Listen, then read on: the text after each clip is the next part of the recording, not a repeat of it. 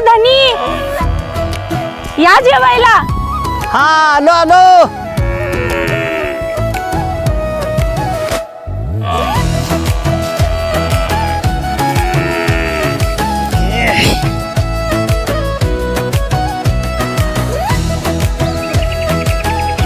हा सकाळी वडिलांचा फोन आला होता, माझ्या भावाचं लग्न ठरलंय. अरे वा, खूप चांगली गोष्ट आहे.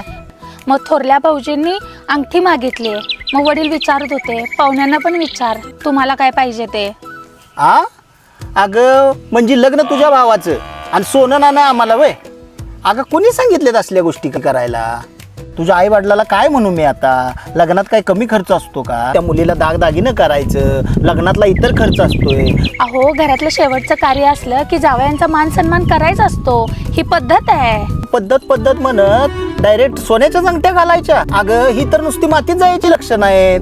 आणि राहिला प्रश्न आमच्या मान सन्मानाचा, अगं आमच्या लग्नात आमचा मान सन्मान केला नाही का? आम्हाला सोनं नाही तर सोन्यासारख्या चांगल्या बायका दिले त्या, आणि तरी सुद्धा आम्ही त्यांच्याकडनंच अपेक्षा करायची. हे काय माझ्या बुद्धीला पटत नाही बघ.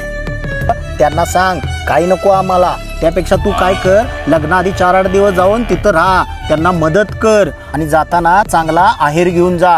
अगं तुम्ही मुलगी या शेतकऱ्याला दिल्या आणि शेतकऱ्याच्या पाठी जोपर्यंत ही काळी आहे ना तोपर्यंत काही सुद्धा कमी पडून देणार नाही. मी खरंच किती नशीबवान आहे हो, मला तुमच्यासारखा समजूतदार नवरा मिळालाय.